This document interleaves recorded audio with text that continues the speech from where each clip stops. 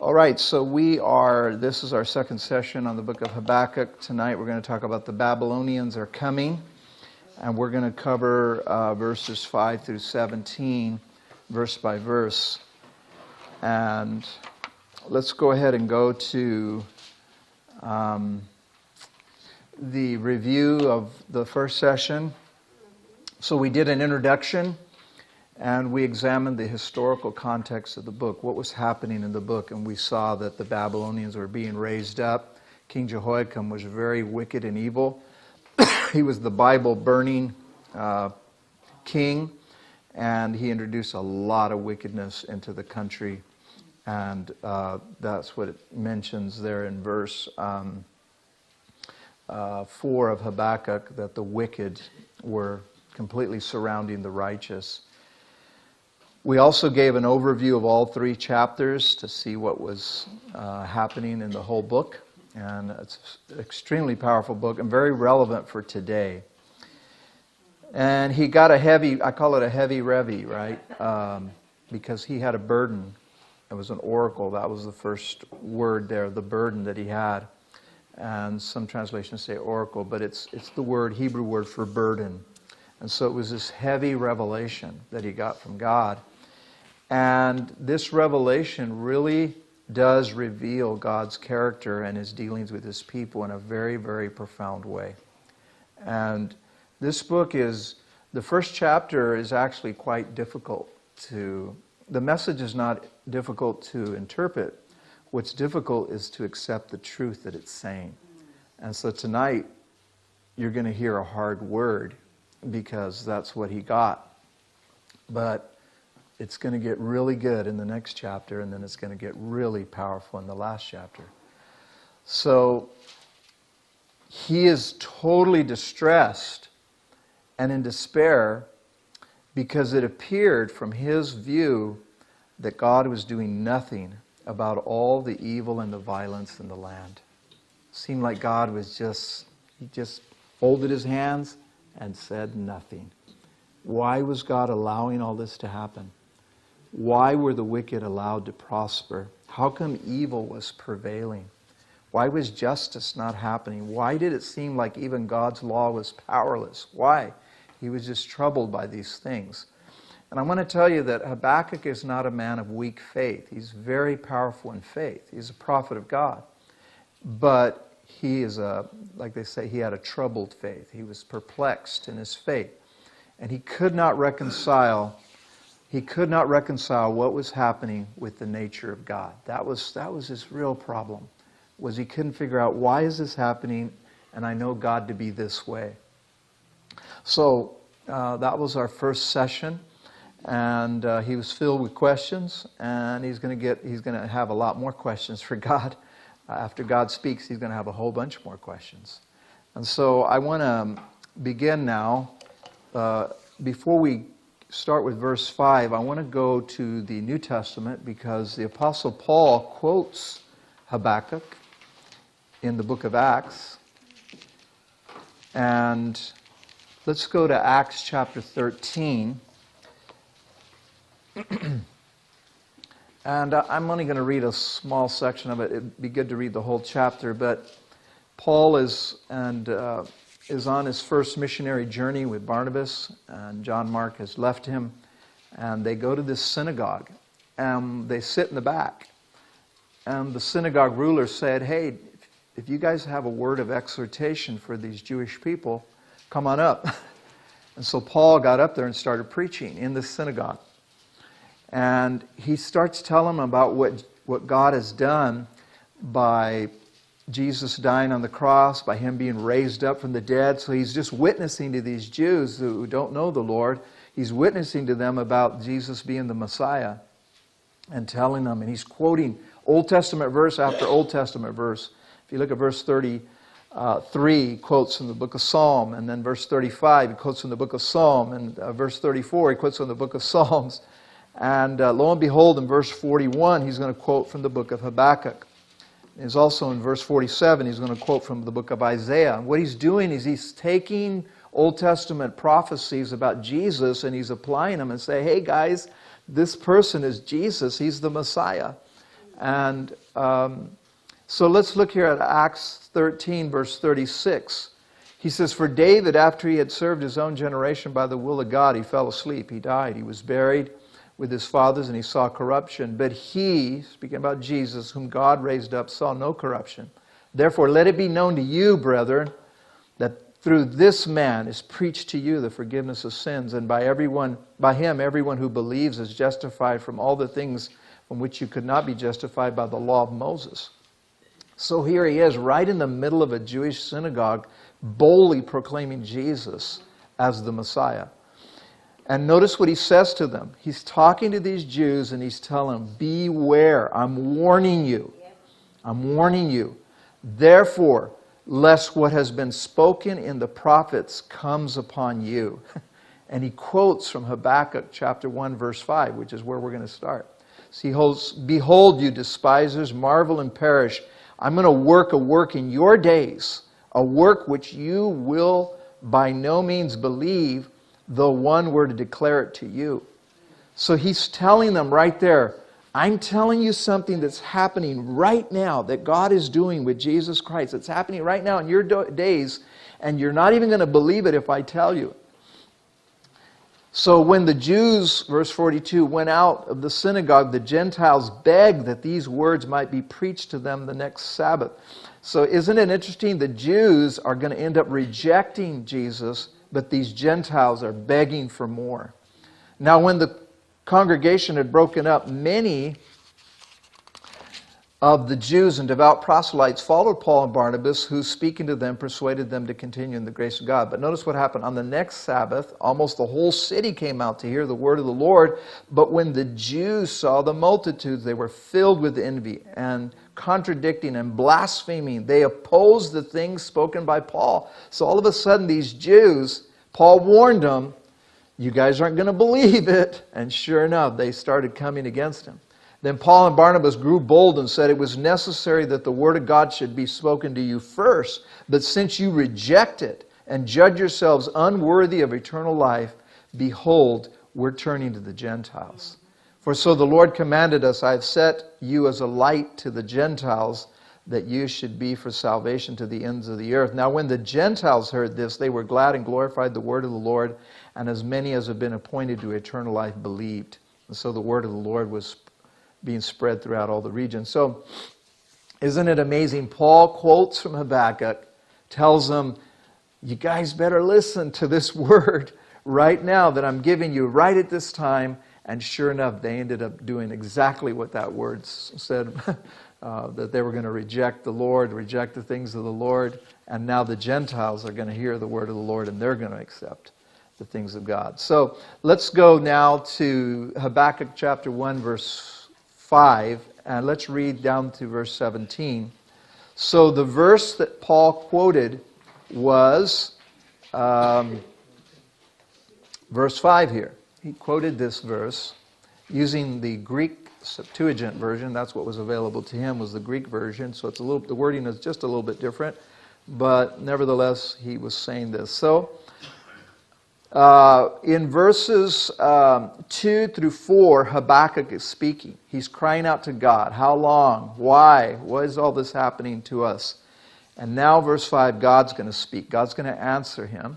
Look among the nations and watch. Be utterly astonished. For I will work a work in your days which you would not believe, though it was told you. For indeed I am raising up the Chaldeans, the Babylonians, a bitter and hasty nation, which marches through the breadth of the earth, to possess dwelling places that are not theirs. They are terrible and dreadful. Their judgment and their dignity proceed from themselves. Their horses also are swifter than leopards, and more fierce than evening wolves. Their chargers charge ahead, and their cavalry comes from afar. They fly as the eagle that hastens to eat or to devour. They all come with violence. Their faces are set like the east wind. They gather captives like sand. They scoff at kings, and princes are scorned by them. They deride every stronghold, for they heap up earthen mounds and seize it. Then his mind changes and he transgresses. He commits offense, ascribing this power or this strength to his God. So that's God's response to Habakkuk. And now Habakkuk's going to start talking again. We know that because he says here, he talks, O Lord, O rock. So he's talking again now. Are you not from everlasting, O Lord, my God, my Holy One? We shall not die. O Lord, you have appointed them, the Babylonians, for judgment. O rock, you have marked them, the Babylonians, for correction. He says, you are of pure eyes then to behold evil, and you cannot look on wickedness. So now he begins asking questions. So why do you look on those who deal treacherously? And why do you hold your tongue when the wicked devours a person more righteous than he? Why do you make men like fish of the sea, like creeping things that have no ruler over them? And then then Habakkuk is going to describe what the Babylonians are going to do. They take up all of them with a hook. They catch them in their net, and they gather them in their dragnet. Therefore they rejoice and are glad. Therefore they sacrifice to their net, and they burn incense to their dragnet, because by them their share is sumptuous and their food plentiful. Shall they therefore empty their net and continue to slay nations without pity? So he has questions. He has more questions here for God. And then in chapter 2, which we'll start the next time we meet, he's going to sit and watch, see what God's going to answer him. And this is where he gives him that tremendous vision in chapter 2, answering the questions that he now had here in the second part. So the Babylonians are coming. And that is really bad news for Habakkuk and his people, because the Babylonians are the most barbaric, wicked, evil people that were around at that time. They were the ruling power. They were running over everybody. They ran over the Assyrians. They ran over the Egyptians. They ran over Syria. They were throwing everybody down, and now they were heading to Jerusalem to take the people of God captive to Babylon. So it's a very bad situation. So what was happening? In verse 3, Habakkuk was saying, God, you're just letting me see iniquity. You're just letting me see trouble. That's all I can see. And what we find is that Habakkuk was only looking at all the evil, but God wanted him to look at all the nations. He was looking at the wrong place, and that's why he couldn't see what God was doing. And I make this statement here, when we don't see God at work, it's because we're looking in the wrong place. He has to open our eyes. The prophet wanted to hear about the coming salvation, but God told him about the coming judgment. And the truth was, it's going to get worse. And that's not what Habakkuk wanted to hear. Habakkuk wanted to hear how God was going to save them and deliver them and set them free. And he goes, no, you're looking in the wrong place. All you're doing is focusing on all the bad stuff happening. He goes, now I want you to look to the nations. I want you to see what I'm going to do. That's where I want you to focus. And once again, we're reminded of Isaiah 55. Remember that God's ways are not our ways, and God's thoughts are not our thoughts. And what Habakkuk was thinking was entirely different than the way God was thinking. And what Habakkuk was seeing was entirely different what God was looking at. And so we find out once again, almost always, when we have questions about what's going on, God's saying, my ways are way above your ways. The pronouns here, like where it says your days, which you would not believe, though it be told you, all of those are plural. He's not just talking to Habakkuk. He's talking to you all. That's what he's talking. It's a plural pronouns. I'm talking to all of you, all the people, all your people, Habakkuk. Not just you, but all your people. And he's commanding them. I command you to look. I command you to watch. I command you to be astonished. I'm going to show you something that I'm getting ready to do.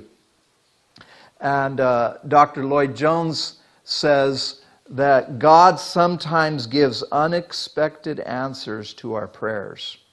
And we all tend to prescribe the answers to our prayers. Have you noticed how often you do that? You kind of tell God what to do. You see a problem in your life and you start telling God, okay, God, now can you please do this and can you do that and can you move here? And we're telling God what to do. We're telling God how to answer. And that can get us into a lot of problems. And Habakkuk is basically kind of almost a challenge. He's coming to God and he's saying, look, these are the way things are. You're not doing anything. And he was hoping that God would tell him, okay, there's going to be all these great things. I'm going to save you. Don't worry. Everything's going to be fine. And he actually lays this bomb on him and tells him, man, it's going to get way worse. Are you ready for that? Are you ready for it to become way worse? He tells Habakkuk. And normally that's not the way we want it to be. And that's where we have to trust God. That's where we have to rely on the God who reigns. Because if you start telling the God who reigns how to do things, you're just missing out altogether on what God is really wanting to do. So on the top of page 21, the work that God is actually doing, or the work that God is doing, is actually going on at the very time when Habakkuk is complaining. Think about that. He's sitting there complaining to God, why aren't you doing anything? And the whole time God is doing this massive work behind the scenes, but he just can't see it. And isn't that true in our lives? We're looking at the situation and we cannot see where God is doing anything. And the whole time God is working and working and working and working. But Habakkuk was looking in the wrong place. He only saw the violence and the trouble. He wasn't looking where God was looking. So that's what God said. I want you to look at the nations. That's where I'm working. So Pryor says this, Habakkuk is thus instructed, he and his people, plural, you guys, to turn his eyes away from his own little world and watch God at work in a wider canvas. Like us, the prophet had become preoccupied, if not obsessed, with his own situation. And isn't that true? When you and I get into trouble and difficulties come against us and trials, we can become totally obsessed just with what's happening to us. And we can't see the bigger picture of what God is doing. And so a challenge for me personally out of the book of Habakkuk is that when we are faced with difficulties, when we don't see things changing, is we need to kind of stand back and allow God to see something bigger of what he's doing. Okay, so we covered that part. So what does he want us to do? He says, I want you to look at the nations. Because when you look at the nations, you're going to see that there's one nation that I'm raising up, and it's these Babylonians. And they're a bitter and a hasty instrument that's in God's plan, that he's raising them up, verse 12, for judgment and correction. So he's raising up these Babylonians, and they're going to come in and they're going to deal with God's people for all their wickedness. And isn't it interesting as you're reading through this, even God says this, and Habakkuk will confirm this, the Babylonians themselves, especially their king, they think that they raised themselves up. The Babylonians think, we became a mighty army because Nebuchadnezzar's our king, and we're awesome, and we have all these swords and horses, and we're whipping everybody. It's because of us. And isn't it interesting, even though these pagan, heathen Babylonians think that they're being raised up by themselves and their king, the truth is God was raising them up. And we know from the book of Daniel how God humbled that king. And do you remember there in chapter 4 of Daniel when Nebuchadnezzar got up on his balcony and he was looking at how awesome Babylon was, and the city of Babylon, and he looked over at how tremendous it was, and it was one of the most incredible cities of the ancient world. And remember, he said to himself, he says, it was me. I did this. I made it all. It was because of me, because of my power, because of my majesty. And that was the chapter of chop, chop, chop, chop. That God is, the Bible says there that God had made this tree, massive tree, and He had all the birds of the go in there, and it gave shade to the whole world. And it says God raised this tree up, not Nebuchadnezzar. God did it. And when he wouldn't acknowledge it, he chopped it all the way down. That tree came crashing down. God put a bronze band around that tree so it wouldn't grow again until God said so. And He made that king Nebuchadnezzar go eat grass for 7 years. He goes, you think you raise this up? Let me send you out here to eat some grass, buddy. And he did. And he went out, and for 7 years, the watcher came out there every year. Hey, are you ready to acknowledge that the Lord reigns? No, it was me. So, okay, the watcher came back, and then the next year, the watcher went back out. You ready to acknowledge that the Lord God reigns? No. So go ahead, eat some more grass. And he kept doing that for 7 years. And finally, he acknowledged, all right. Yes, God reigns. Yes, He's Lord. And yes, He raised me up. And when he did that, his insanity left him. And he came back, and God restored His kingdom to him. And you know what? When you think you reign, you're insane.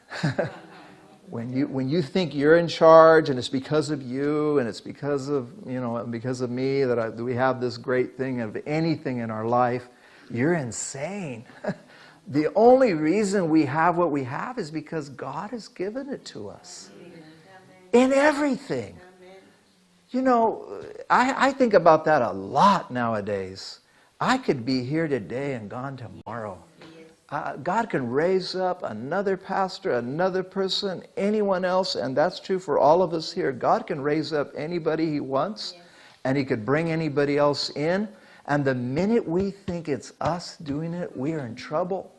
We don't have anything unless it's been given to us by God. Every gift we have, every ability we have, the family we have, the house we have, everything we have has been given to us freely by God. And we need to acknowledge that at all times. And these Chaldean people, they're going to sacrifice to their own God. We did this. We are the ones that raised ourselves up. And woe to them when we get to the next chapter, chapter 2, because they're all coming crashing down. God is in charge. He's Lord. And we have to confess Him and acknowledge Him as Lord. Without Him, we are nothing. John 15. Jesus says, without me, you're nothing. We are nothing. He's the vine. We're the branches. And we are nothing without Jesus. So these Chaldeans, they're going to march through the whole breadth of the earth. And we're going to look at that right now in verse 8. They're going to come in swiftly, fast. Their cavalry is going to just run over everybody. And they did. Historically, they did that. Isn't it? It's amazing how fast the Babylonians were raised up. They were, Nabopolassar was the one, it was Nebuchadnezzar's father. Nabopolassar founded the Babylonian kingdom. And other powers were way more powerful than the Babylon, you know. Assyria was very, very powerful. Egypt was very, very powerful with Pharaoh Necho. They were very, very powerful, dominant rulers. And Babylon was like this just inferior, small kingdom. Within just a few years, they overran the Assyrians, they overran the Egyptians, they overran Syria, they overran Palestine. They overran everything. How did they do it? God raised them up. That's why they did it. It wasn't because of Nebuchadnezzar. After Nabopolassar died, Nebuchadnezzar took over, and he was ruthless. And he was a Donald Trump. He was like times 20. I mean, he was like Donald Trump on steroids. I mean, this guy, get out of his way. I mean, if you didn't do something, throw down his house, you know, fire, everything. You see that in the book of Daniel, right? How he just light the fire, make it 7 times as hot, and throw people in there, you know. And even the fire is burning up his own soldiers, you know, as they're throwing the 3 Hebrew children in. This guy just like, move out of his way, you know. He's not going to mess, you're going to mess around with him. But isn't this something where it says there at the end of verse 6, they're coming to take possession of dwelling places that are not theirs.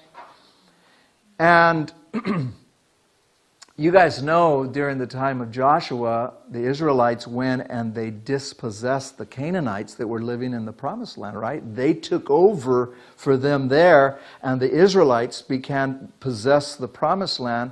And now here, the Israelites possess the promised land, and the Babylonians are going to take over for them. So the whole thing is coming a full turn all the way around. Now the Chaldeans, the Babylonians, are going to dispossess the Israelites and going to send them off to exile. Why? Because God planned. That was God's plan all along. In verse 7 now, so God's answer to Habakkuk's lament about lawlessness and injustice is greater lawlessness and more injustice at the hands of an evil empire of terrifying cruelty. So Habakkuk thought it was bad. He thought he saw a lot of violence. And they go, man, you ain't seen violence yet, God's telling him. You haven't seen anything. Wait till these guys come. And the people that are being terrified here are the very people of God, the covenant community that are going to be terrified by the Chaldeans. Bruce says the Chaldeans reckon themselves incomparable. They set their own standards of justice and dignity, regardless of the opinion of others. They spread terror wherever they went. And it says there, their judgment and their dignity proceed from themselves. So in other words, they were a lot of themselves. Whenever they encountered people, they didn't have like a court where you had a jury trial. They sentenced you to death right there, and they killed you right there. They cut your head off or gouged your eyes out or killed your women and children right there. Whatever they decided to do was what happened. And we're going to read that here in just a minute. And so these were terrible, barbaric people. Whatever they decided to do, that's the way they did it. Nobody was going to tell them otherwise. In the end, we're going to see Habakkuk's not going to fear anybody but the Lord. When God's done with Habakkuk, he's not going to fear these Babylonians. He's only going to fear the Lord. Let's go to page 22 here. Verse 8, that's one of the things I love about the prophetic books, the 17 prophetic books, is they use a lot of language of animals and birds and trees and different things to describe things, because once you see the descriptive language that the prophets use, it just gives you more of an insight as to what's really happening. It's very powerful. Book of Revelation is that way too. It uses descriptive language and metaphors to really point out who they are and to show how swift and fierce. He's going to talk about leopards. Their horses are like swifter than leopards. They're more fierce even than evening wolves. And they fly like an eagle that comes to devour, to eat. And like they swoop right down. And that's exactly what the Babylonians were. That's exactly how they were. They were swift, they were fast, they were fierce. And you can picture just an evening wolf, that's out to devour. That's the way they were. I like that picture there, man. That's the Babylonians right there. That looks like a Babylonian right there. That's a Babylonian wolf. But wolves, leopards, wolves, eagles, these are animals renowned for their speed and aggression in pursuing their victims. And as you know, when we were studying Sunday about Deuteronomy, how God predicted that they were going to backslide away from God and that they were going to be sent into exile. And one of the places there is in Deuteronomy 28 where God speaks to them. It says, the Lord is going to bring a nation against you from afar, the Babylonians, from the end of the earth, as swift as the eagle flies, a nation whose language you will not understand, a nation of fierce countenance, which does not respect the elderly, nor show favor to the young. Can you see the same language used here? The swiftness of an eagle, the fierceness of the nation. God already prophesied that in Deuteronomy almost 1,000 years in advance, 900 years in advance. The Lord already is telling them who's going to come against them. So they're very fierce people, very violent people. And here, what are they bringing? They're bringing the very thing that Habakkuk talked to God about. He goes, why do you let me see violence? Remember that in verse 2? Why did he let me see violence? Why is it before me? Verse 3. And now he says, oh, by the way, they're going to bring a lot of violence. You thought you saw a lot of violence. You've not seen anything yet. Wait till these Babylonians get here. Baker says, this is part of the surprising response to Habakkuk's prayer regarding violence, is that more violence is coming. Wow. Van Gameren says, violence in Judah will be met with greater violence of his righteousness. Like will be overcome by like. You haven't seen anything yet, is what God is saying to him. And they're coming like an east wind. You know, an east wind, nobody can stop the wind. Once the wind starts blowing, you can't put anything up to stop a wind. And their faces are like the east wind. They're just going to blow right in. They're going to take people captive like sand. Wow, they're just going to be devouring people. Lots of people are going to be brought in. And we'll look in verse 17 here in just a minute about how they just empty their nets and go right back out and slay more people. And that just shows you their fierceness. Pryor says this, utterly self-confident, the Chaldeans fear no king, no ruler, no fortress in opposition to their advance. And that's what they say is there, verse 10. It says they scoff at kings, they scorn princes, they deride every stronghold. There's nothing that's going to stop them from doing what they want to do. And they're just going to run over peoples, basically. And that's exactly what they did with the Jewish people. They did any nation that got in their way, they ran right over them. So they scoff, they scorn, they deride, and they overcome every stronghold and every city wall. In fact, if you look at the graphic painting that's at the beginning of your section 2 there on page 19, that's actually a painting of the Babylonians overrunning city walls. And they just set up siege mounds and they just run right over. They had special ladders, or they would break down the walls and they would just run right into cities and overtake people and their cities. I want you to go with me to 2 Kings 25. Hold your finger right there. Let's go over to 2 Kings 25, and I want you to see something here. And it's important that we read this text and read how bad the Babylonians really were. So here in 2 Kings 25, let's just read this section here, the first 11 verses, and then go down to verse 18.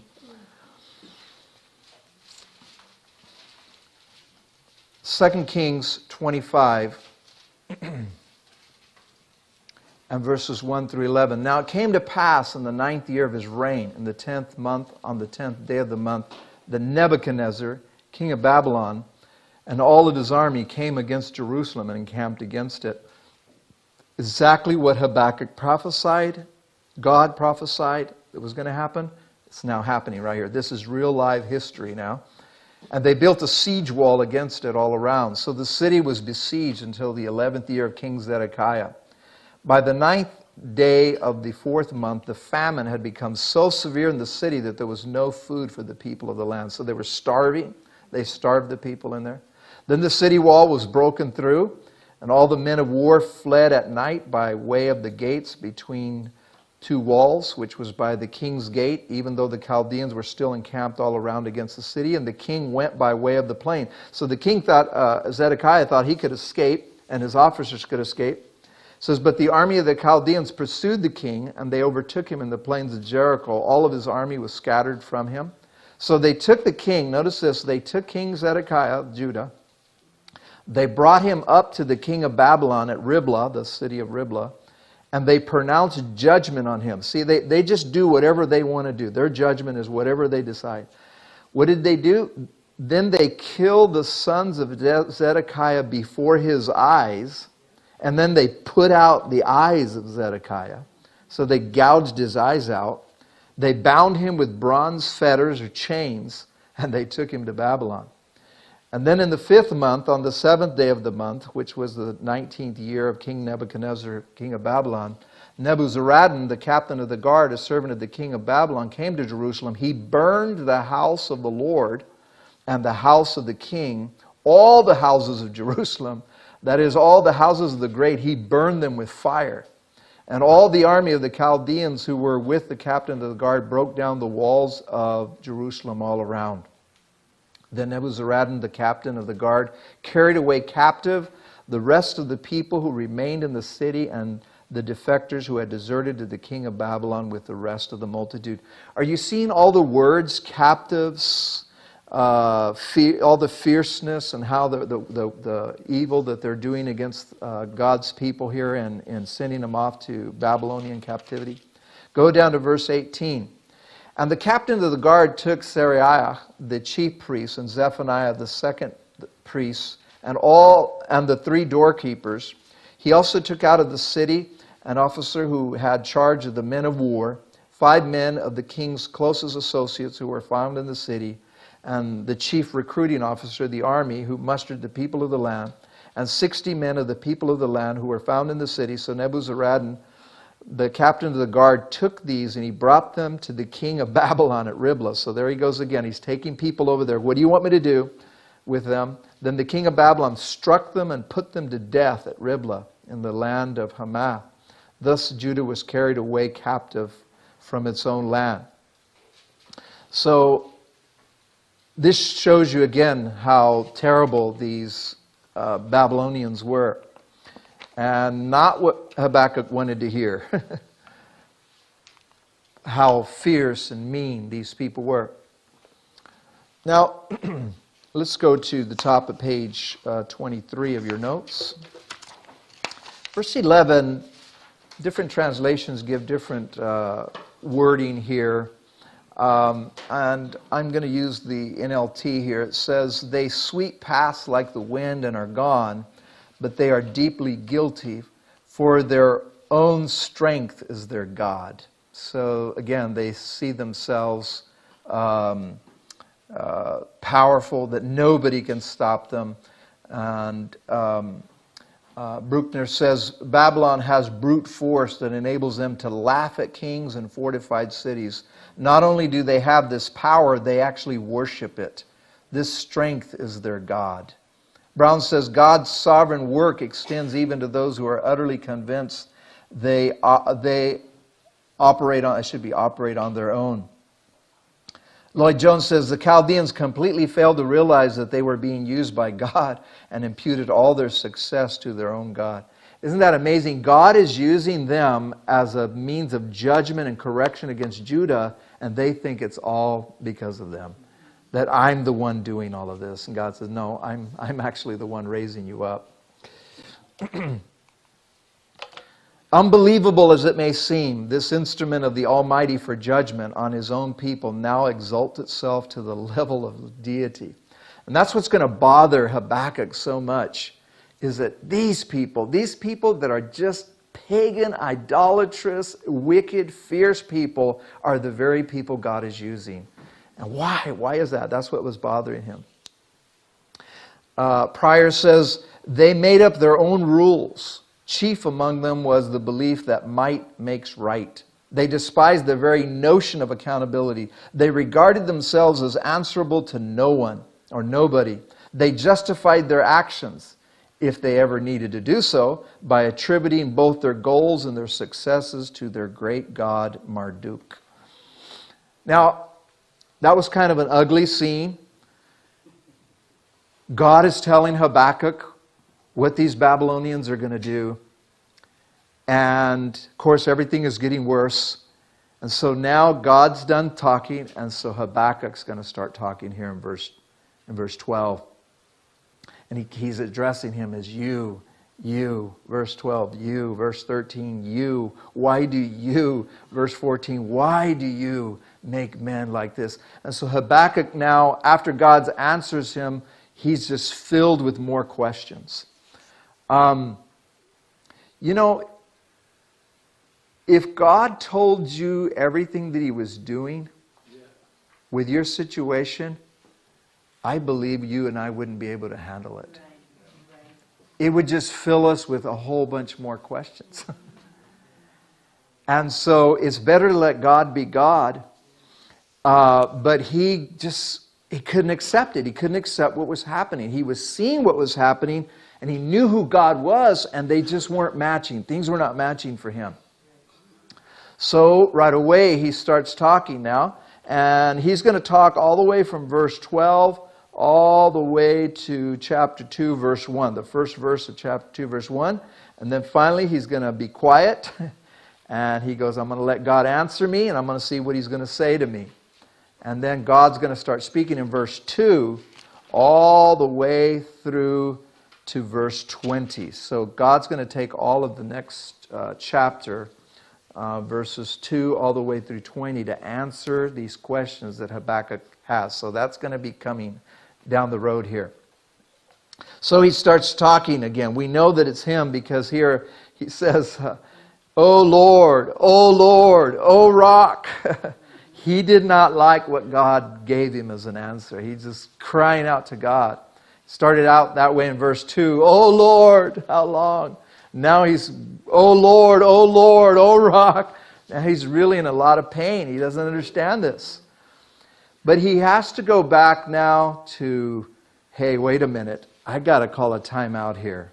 And he calls this timeout and he says, look, you're from everlasting. You're the Lord. You're the Holy One. You're the rock. You're the Lord. So he has to remind himself of these things. As Boyce says, Habakkuk went back to first principles. They're the most basic of all theological principles, namely the very attributes of God. So he goes back because he wants to solidify who his trust in and his faith is in. And he has to move out of this.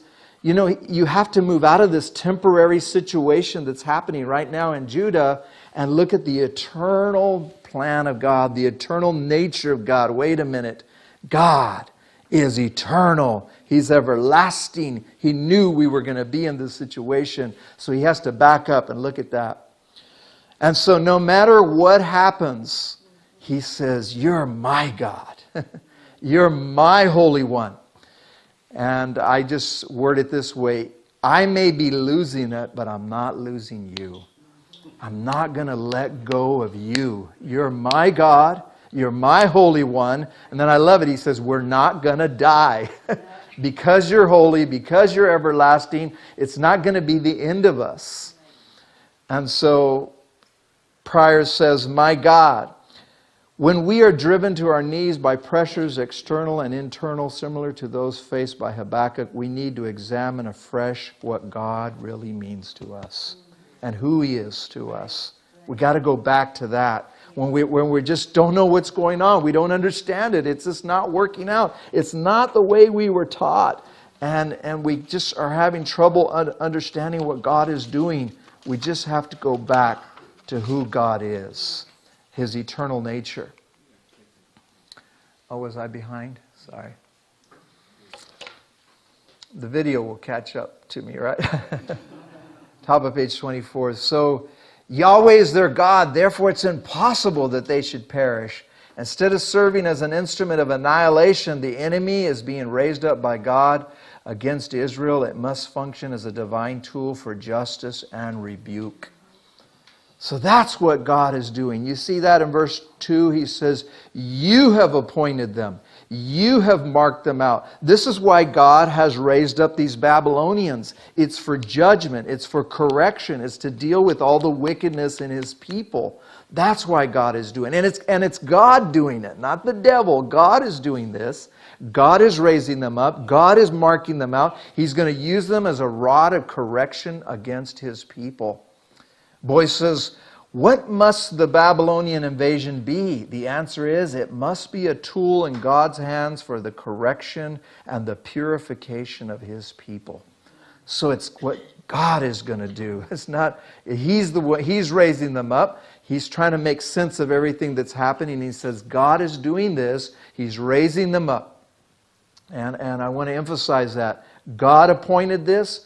God marked them out. God raised them up. God is doing this. It's hard for us to believe because these guys are so ungodly, so perverted. Why would God do that?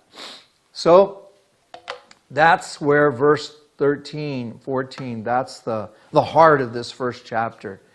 This is what Habakkuk cannot reconcile in his mind. Why is the Holy One, verse 12, allowing unholy people to be used by Him? Why? Why is He doing that? Why does God do stuff like that? And that's why I told you guys in the first session, we may not like this, but I believe God raised up Al-Qaeda to discipline our country. I believe God raised up Adolf Hitler to discipline people. God raised up Stalin to discipline people. God raised up Fidel Castro to discipline and judge people.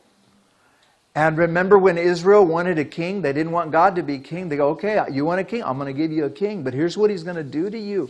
And God raised up Saul, King Saul, and Saul trashed them. But God raised him up. And if you look at the world that way, it changes everything for you. Because God is the one who's now raising people up and He's throwing them down. He's the one who reigns. And right now it's ugly. Right now what he's getting here is bad. But wait till you see the end. In the end, Habakkuk is just going to be praising God. He doesn't care anymore whether there's nothing in the barns, in the fields, no animals. He goes, I don't care. I'm going to praise the Lord. That's an awesome change and transformation that Habakkuk goes from questioning why God is doing everything to just praising God, knowing that God is in control. So here's the question. Should not Yahweh's instruments for the accomplishment of His purposes reflect something of His own purity and righteousness? The cure is far worse than the disease. He's taking people that are so treacherous and wicked, and He's using them to discipline His people. And His people are not even as bad as the Babylonians. And He can't get His arms around that. Bruckner says the real problem is that He doesn't like it. Not that He doesn't understand it. God's world gives the wicked and the violent too much freedom. How many of you have felt that? Like there's too much freedom being given to wicked people. You felt that way? Like, why are they being allowed to have this kind of sway down here? Why? Why doesn't God just wipe them out? Why doesn't God do these things? Why are they being given so much freedom to do what they're doing?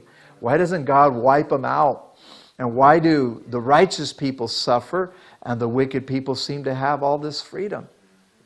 And Habakkuk is troubled with all these questions, and he's filled with questions now. Verse 13, why? Verse 14, why? Are you going to let him continue? Verse 17. So he can't reconcile whom God is using with the holiness of God. He knows how God is a holy God. He knows God can't look on evil. His eyes are so pure. He can't even look on wickedness. Why is He allowing this to happen? Why is He allowing treacherous people to do stuff? And it looks like He's silent while the wicked are devouring the righteous around them. That's a deep question. I think one of the most profound books in the whole Bible is the book of Job. I think Job is so profound. I think it gives us the mystery of the cross. Why is it that Jesus, the innocent one, suffers for all the rest of us? And why is it that Job, a man that God said was righteous and holy and feared God more than anybody else, why was it that God chose him to suffer like he did? That's a very profound mystery. Now, if Job was a big-time sinner and he was out doing all kinds of wicked and evil things, you and I could just say, oh, he deserved it. He got his just deserts. But if he was a righteous person, one that feared God, one that loved the Lord, one that wouldn't even sin with his mouth when all these things started happening, oh, that changes everything. Because then you have to ask the question when God says, okay, Satan, he's in your hands. Do with him whatever you want. Just don't touch his soul. Why did God do that? Answer that question. That's a really deep question. Why did God allow Satan to do that to Job? That's a deep question. And that's why those chapters in those 37 chapters of Job, those first 37 chapters are so profound because they're arguing back and forth. No, you were a sinner. His friends are telling him, you're a sinner. That's why this is happening to you. Job goes, no, I'm not. I didn't deserve this. And so this war goes on between Job and his friends. And finally, God at the end has to reveal himself to Job in one of the greatest revelations in the whole Bible is chapters 38 through 42, those last chapters of Job, when God reveals himself to Job. And that's the only thing that will satisfy after losing 10 kids. How many know that's very painful to lose 10 kids in one day? Lost 10 children in one day and lost everything that he owned, and then he lost his health, and then his wife cursed him. And wow, what a hard thing Job went through. I would not ever want to be Job. No, no, no. You can have that trial. I don't want that. I would not want to be Job. And I never want to hear God say, have you ever considered my servant Charlie? No, don't tell Satan anything. Don't say anything to him.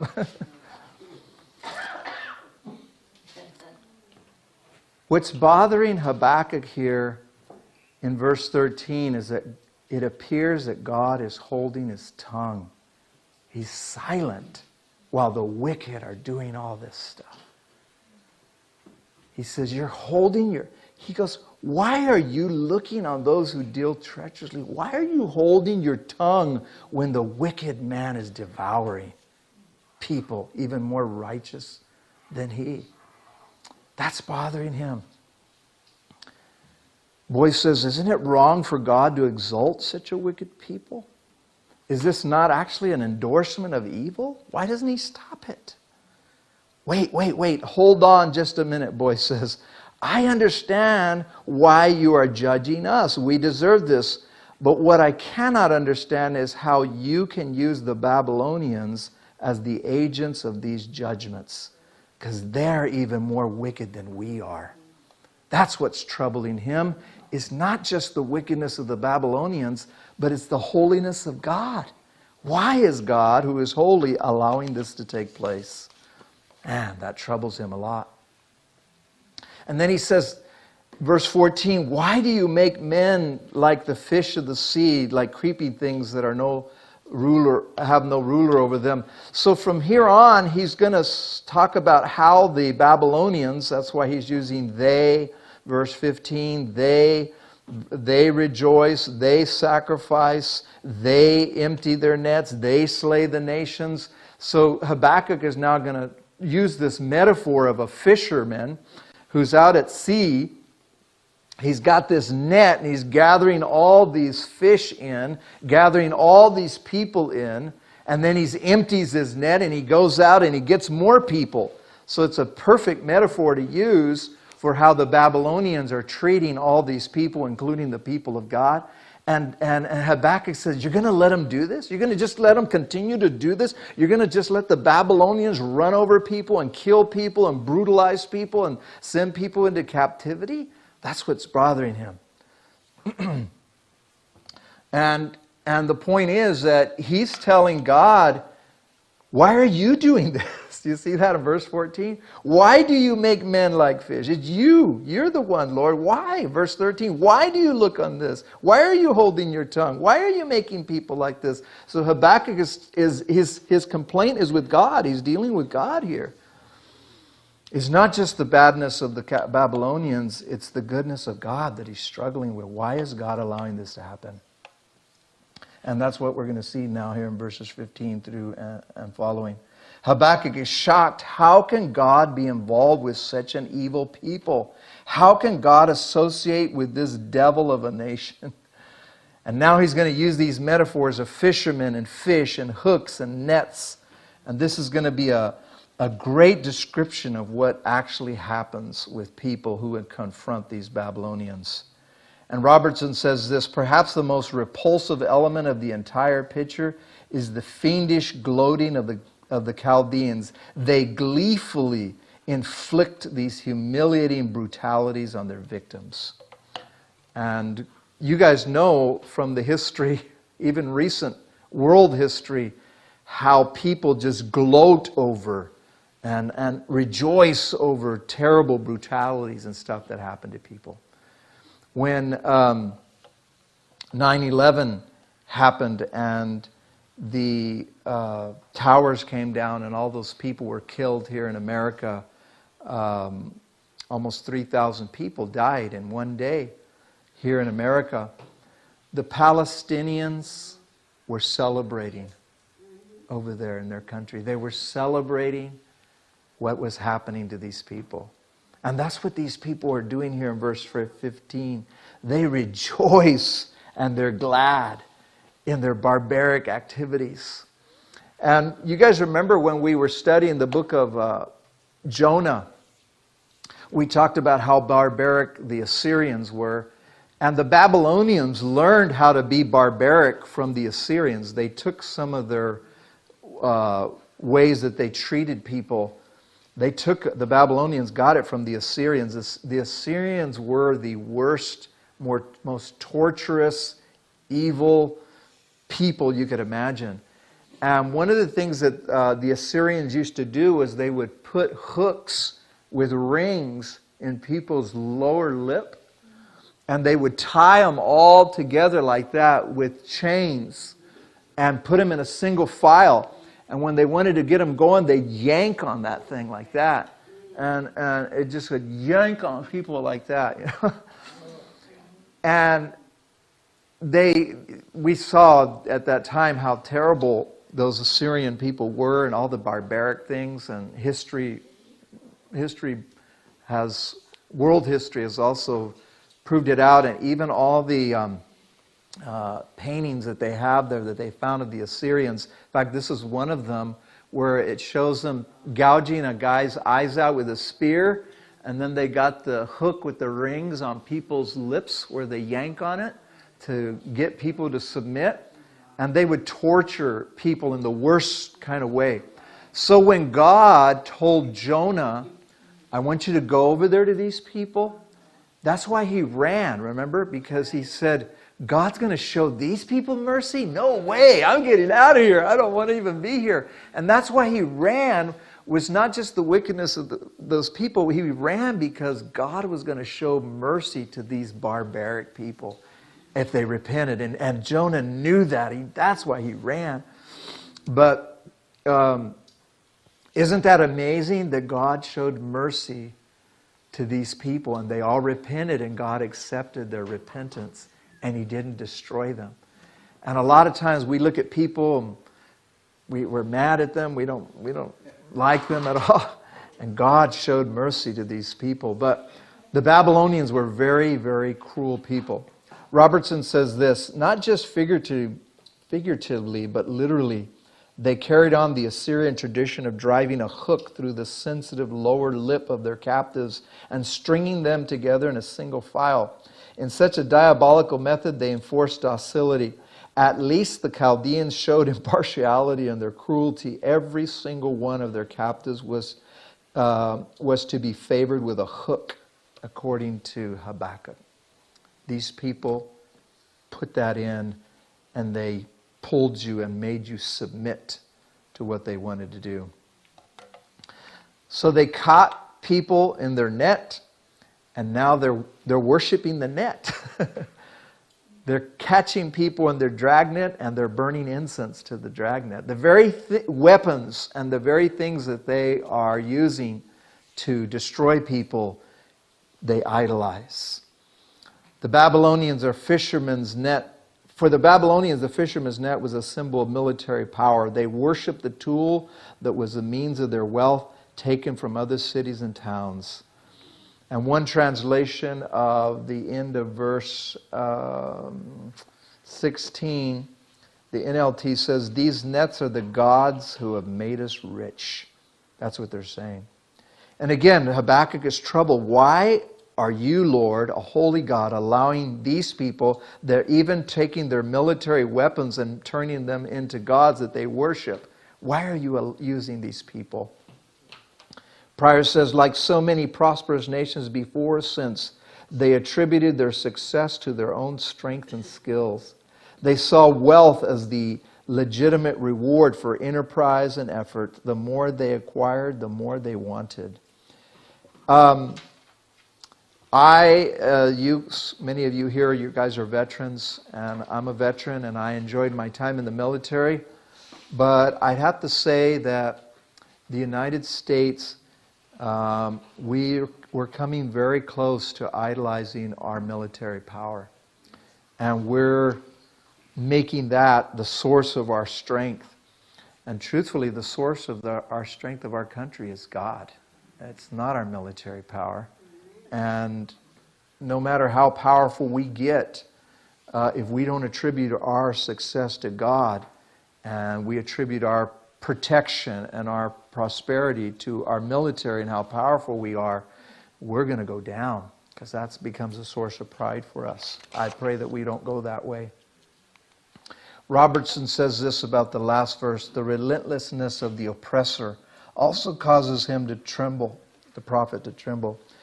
Is it to be that this invader will empty his net perpetually?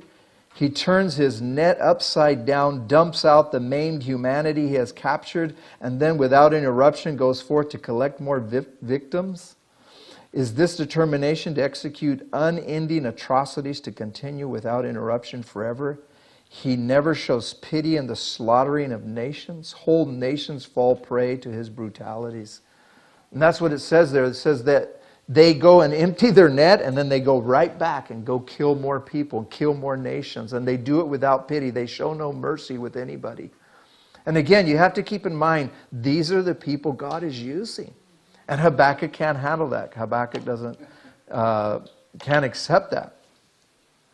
Finally, Pryor says, how can God let this fisherman carry on fishing for human beings in his massive net, harvesting nations like fish, dragging them on board and chopping them up for his own pleasure and profit? And so what Habakkuk is asking, he says, are you going to tolerate this, Lord? How long are you going to let this go on? And he's troubled by this.